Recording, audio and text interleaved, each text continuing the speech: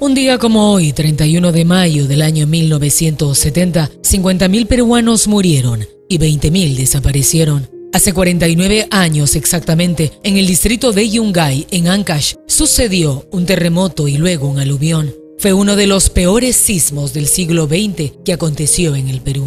Había terminado el partido de apertura del Mundial México 70 en el Estadio Azteca, entre el local y la Unión Soviética, cuando la tierra tembló fuertemente en todo el departamento de Ancash y remeció también la costa y sierra del centro y norte del Perú. Fue un sismo de magnitud 7.9 en la escala de Richter, movimiento sentido en muchos lugares, seguido de un aluvión que sepultó la ciudad de Yungay. Se habla de 70.000 víctimas, 50.000 muertos y 20.000 desaparecidos. Desde el pico norte del Nevado Huascarán, el glaciar 511 se desprendió en una faja de 800 metros de ancho por 1,5 kilómetros de largo. Al caer, provocó un sonido ensordecedor para luego formar una avalancha de 30 millones de toneladas de lodo, hielo y piedras. El movimiento sísmico aconteció a las 3 de la tarde con 23 minutos. Pero todo se agravó en Yungay 10 minutos después. El aluvión enterró en segundos las localidades de Yungay y Ranrairca,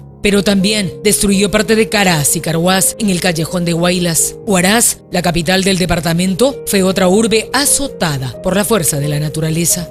Las casas de adobe mal preparadas no resistieron el embate del sismo y el hotel de turistas de la ciudad se improvisó desde el primer día de la crisis como hospital de emergencia. Sin embargo, lo de Yungay fue lo más doloroso. Una bola gigante y oscura, por momentos incandescente por la fricción de hielo y la tierra, avanzó en caída libre a una velocidad de 400 kilómetros por hora. Unas 300 personas, casi todos niños, se salvaron de morir al subir a la zona más alta del cementerio general, cuyo Cristo Redentor salió incólume. También sobrevivieron los niños y adultos que estuvieron en un circo instalado en el Estadio Fernández de Yungay. Solo quedaron en pie 4 palmeras de la plaza principal de las 36 que adornaban el principal atractivo del pueblo. Durante 24 horas, una nube de polvo oscuro y espeso se mantuvo al ras del suelo y se elevó a una altura que no permitió por horas que se movilizaran los helicópteros de la Fuerza Aérea del Perú. Por eso se empezó atendiendo a pueblos y ciudades de la costa ancashina, muy afectadas también. Disipada en algo la nube de tierra sobre Yungay, los helicópteros pudieron entrar recién el martes 2 de junio a las zonas de desastre más graves del callejón de Huaylas. Al día siguiente, miércoles 3, unas 72 horas después del sismo, recién se pudo romper el aislamiento del departamento. A partir de ese día, la ayuda humanitaria del gobierno y de los países vecinos empezó a llegar a los desesperados sobrevivientes. Asimismo, los reporteros de los medios de prensa hicieron su mejor esfuerzo para informar in situ, siendo uno de los primeros en lograrlo un periodista del diario El Comercio, quien junto a otro fotógrafo registraron los primeros testimonios de la tragedia.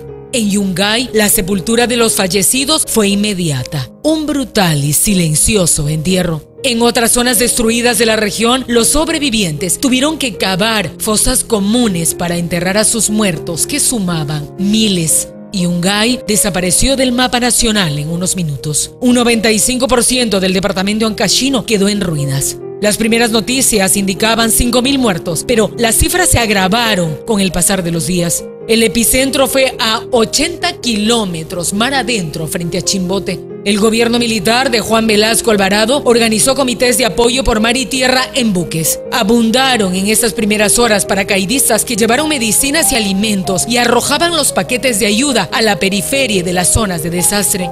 El Perú está de luto, dijo el presidente Velasco tras regresar a la zona. El escenario era peor que cualquier guerra que se haya dado en ese momento en el mundo. El gobierno declaró 8 días de duelo nacional. Las cifras finales llegarían a más de 70.000 muertos, además de 800.000 damnificados en el callejón de Huaylas y otras localidades del norte del país. Solo en Yungay murieron más de 23.000 personas. Toda la localidad cercana al epicentro, a Chimbote, mostraba incalculables daños materiales y humanos. Los efectos iban más allá de Ancash, llegando a ciudades como La Libertad. El río Moche quedó contaminado por la caída de relaves mineros, Lambayeque, Piura y hasta en Cajamarca, donde se derrumbó la torre y campanario de la catedral. Asimismo, la desgracia llegó a Lima provincia, pues las ciudades de Barranca y Huacho al norte y Canta, Churín, Matucana y Cajatambo al este quedaron muy dañadas. Y hasta Lima metropolitana, el Palacio de Justicia acusó el golpe sísmico en 2 de sus pisos y paradójicamente, el jirón Ancash fue la calle más afectada en el centro de Lima, donde muchas casas antiguas se derrumbaron como si se tratara de una torre de naipes.